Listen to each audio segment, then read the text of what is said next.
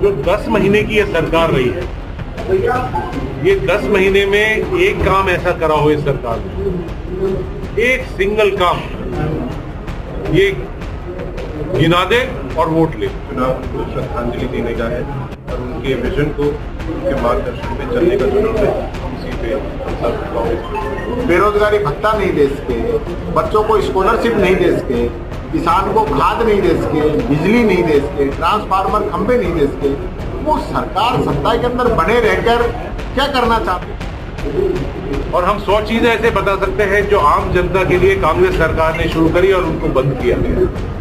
जनता के अंदर नाराजगी है, जनता अपने आप को, प्रदेश की जनता अपने आप को ठगा।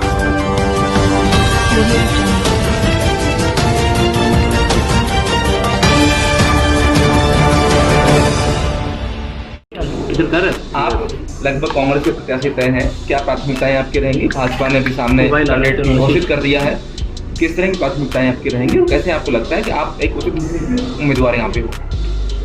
जैसा पापा ने हमेशा रामगढ़ में काम करा है वही काम करेंगे। ये चुनाव को श्रद्धांजलि देने का है और उनके विजन को, उनके मार्गदर्शन पे चलने का चुनाव है। इसी पे हम सब कांग्रेस पार्टी पे काम करेंगे। आप उनके चुनाव में एक्टिव रहे होंगे तो आपको पता होगा कि किस तरह का गणित चुनाव में रहता है। क्या लगता है आपको कि कितना मार्जिन आपको अपने जीतने का, हारने का लगता है? देखिए, चुनाव जुबेर जी के नाम पे है क्योंकि 5 साल जनता ने उनको ऑलरेडी दिए। कुदरत का ऐसा आदेश आया कि उनको जल्दी जाना पड़ा। 5 साल जुबेर जी के नाम से वोट पड़ा था, उनके नाम पे ही चुनाव लड़ा जाएगा और उनके नाम पे ही इलेक्शन करा जाएगा। कौन से ऐसे काम आपको लगता है कि जुबेर जी के बाकी रह गए, आपका विजन है? देखिए, एक हमारी नगर पालिका की मुबारकपुर में जो सरकार ने हाल ही में कैंसिल कर दी, शहर को गांव बनाना चाह रही है, ऐसा मैसेज दिया है। तो बहुत गलत बात है। तो जो उनके ऐसे निर्णय थे उनको हम वापस सरकार में प्राथमिकता से लाएंगे। एक सड़कों का जाल जो उन्होंने ऑलरेडी बिछाया है, उसमें कई अधूरे हैं, उनको पूरा करेंगे। गौशालाओं के लिए उन्होंने पैसे दिए हैं, उनको करेंगे कि वो लगे और काम हो। जो भाषणों में कहा गया कि उधर सत्ता है और इधर हम विपक्ष में हैं, सत्ता का गलत असर होता है तो हमको ज़्यादा वोटिंग करनी है, ज़्यादा सत्ता रहना है, कहाँ दिक्कतें हो सकती हैं, ये आरोप है साफ साफ कि सरकार का उधर सपोर्ट हो सकता है। तो ऊपर देखिए, जिस परिस्थिति में ये चुनाव हो रहा है, मोबाइल आ रहा है, उसमें 3-4 अहम मुद्दे हैं। सबसे बड़ी बात है कि जिस तरह से जुबेर खान जी ने रामगढ़ को अपना घर, अपना परिवार माना, आज यहाँ जो भी कोई काम हुआ, कोई रोड बना हो, कोई खंभा लगा हो, कोई इंस्टीट्यूट बना हो, कोई तहसील बनी हो, कोई पंचायत बनी हो, चाहे कॉलेज बनी हो, चाहे पंचायत समिति बनी हो, वो सिर्फ जुबेर खान जी की देन। जुबेर खान जी के बारे में आप किसी से, रामगढ़ का कोई भी व्यक्ति, किसी भी जात का हो, धर्म का हो, बिरादरी का हो, से बात पूछिए तो हरदम वो पॉजिटिव बात करेंगे। तो उनका एक इस तरह का नेचर था। जुबेर खान जी के साथ रामगढ़ की जनता का एक रेलू एक संबंध हो गया था।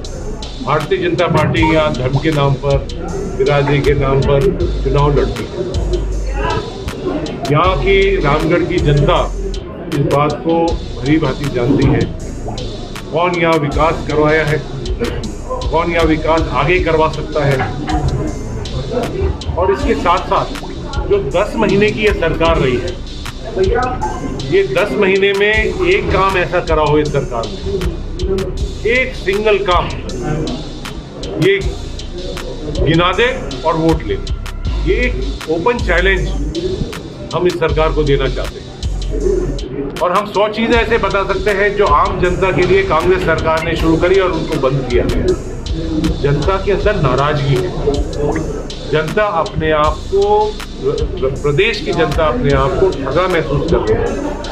जो इनने घोषणा दी है, जो इनने घोषणा पत्र जारी करे हैं, जो नरेंद्र मोदी यहाँ बोल के गए, जो यहाँ के मंत्री और केंद्र के मंत्री आकर चुनाव के दौरान पर बड़े बड़े भाषण दे के गए हैं, वादे करके गए, राजस्थान की जनता अपने आप को ठगा महसूस करे। ये एक जवाब देगी और रामगढ़ का चुनाव बड़े बहुमत से कांग्रेस पार्टी जीतेगी। राजस्थान में 7 सीटें हैं, उनका क्या आपको लगता है? आज ये जो माहौल रामगढ़ के अंदर है, ये पूरे राजस्थान के अंदर है।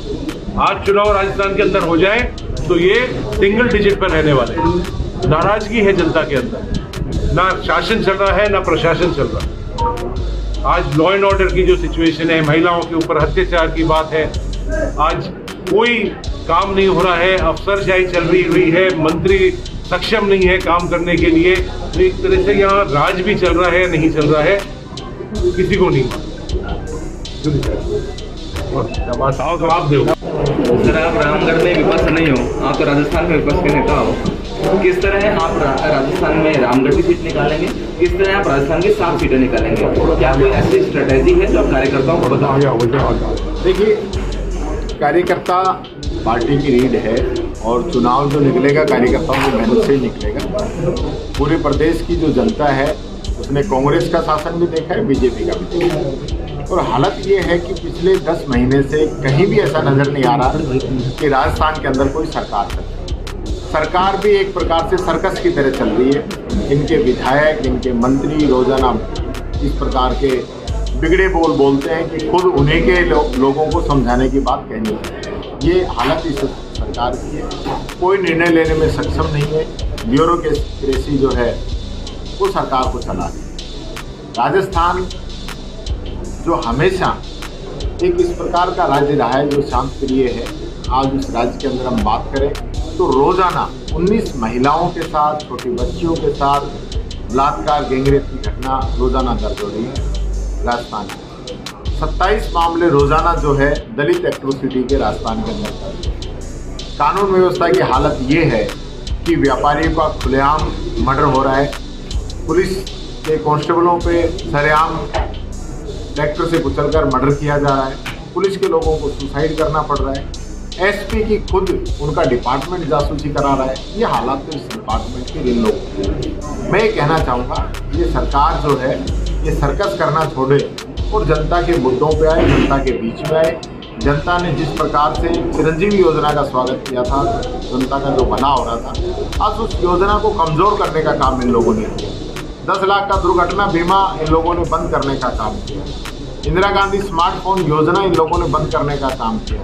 अन्नपूर्णा किट इन लोगों ने बंद करने का काम किया। इंदिरा रसोई का नाम बदल के अन्नपूर्णा करके और उसको भी अब बंद होने के कगार पे करने का इन लोगों ने काम किया। जो सरकार जनता को पेंशन नहीं दे सके, बेरोजगारी भत्ता नहीं दे सके, बच्चों को स्कॉलरशिप नहीं दे सके, किसान को खाद नहीं दे सके, बिजली नहीं दे सके, ट्रांसफार्मर खंभे नहीं दे सके, वो सरकार सत्ता के अंदर बने रहकर क्या करना चाहती है, यही मैं इस सरकार से जानना चाहता हूँ। भाजपा ने टिकटों की घोषणा कर दी, कांग्रेस ने नहीं की। हालांकि अघोषित तौर पर तो आपके प्रत्याशी सामने ही है। भाजपा में आपसी गुटबाजी बहुत ज़्यादा दिख रही है। देखिए, भाजपा में गुटबाजी है, लेकिन भाजपा का राज है, इसलिए लोगों को डराया जाएगा, धमकाया जाएगा। यहाँ भी जया ऊर्जा ने कल मीटिंग की थी तो उसको भी नोटिस दे दिया गया है। तो इस प्रकार की स्ट्रेटेजी सरकार की है कि दबाओ, राज करो, गुमराह करो। हो सकता है इनको किसी को मंत्री बनाने का लालच दे दिया जाएगा। लेकिन मैं ये कहना चाहूँगा, जिन लोगों के साथ अन्याय हुआ है, अत्याचार हुआ है, पार्टी ने जिन लोगों की नहीं सुनी है, उनका ध्यान रखने की जिम्मेदारी पार्टी की है। और जो मेरिट है उस आधार पर आपको टिकट देने चाहिए थे। पार्टी ये समझ चुकी है कि इनकी हालत खराब है, तो अपने लोगों को छोड़ के जो बागी थे, जो इनके खिलाफ थे, उन लोगों को टिकट दे दी। तो इससे बीजेपी की धरातल की स्थिति तो आप लोग समझ सकते हैं कि हालत क्या है इन लोगों की। सिर्फ गुमराह करना, बड़ी बड़ी बातें करना, धरातल पे कुछ है नहीं। बीजेपी के मेंबर बनाने के लिए जो लोग ऑपरेशन कराने आए, उनके मेंबर कार्ड बना दी। हालत ये है कि एक विधायक ने सदस्यता ले ली, दूसरे दिन उसने मना कर दिया कि मैंने सदस्यता ही नहीं ली। संजय शर्मा के मैं देख रहा हूँ अखबारों के अंदर पैम्पलेट डाल के भेज रहे घरों में कि आप मेंबर बनो। खुद मदन राठौड़ जी इनको डांट लगा चुके हैं कि मेंबरशिप नहीं हो रही। तो ये हालत इनकी है कि बीजेपी की कोई मेंबरशिप नहीं लेना चाहता, बीजेपी को कोई वैसे नहीं चाहता। ये लोग जाति और धर्म की राजनीति करते हैं, इसके अलावा धरातल पे कोई लेना देना नहीं है। उपचुनाव में कैसे वोटिंग परसेंटेज बढ़े, उसके लिए समस्या है। उसके लिए हमारे कार्यकर्ता डोर टू डोर सर्वे करेंगे, डोर टू डोर जाएंगे, आम जनता से अपील करेंगे और मजबूती के साथ लोगों के साथ खड़े रहेंगे। और हम आइडेंटिफाई करेंगे कि जो लोग वोट नहीं डालते हैं उनको बुलाया जाए, उनको वोट डलवाया जाए। श्रीमान जी, बात करें रामगढ़ सीट की, तो आपके प्रत्याशी लगभग तय हैं। पिछले चुनाव जो हुए थे उनमें एक बहुत बड़ा मुद्दा हुआ था परिवारवाद, तो यहाँ पर भी वो स्थिति देखने को मिल रही है। कौन कर रहा है? मुद्दा कहाँ से आया जी, मुद्दा कहाँ से आया? परिवारवाद कहाँ है? हमने जुबेर जी के बेटे छोड़ा नहीं। को जुबेर जी के बेटे को जब जुबेर जी की पत्नी को जनता ने एक्सेप्ट किया तब परिवारवाद नहीं था।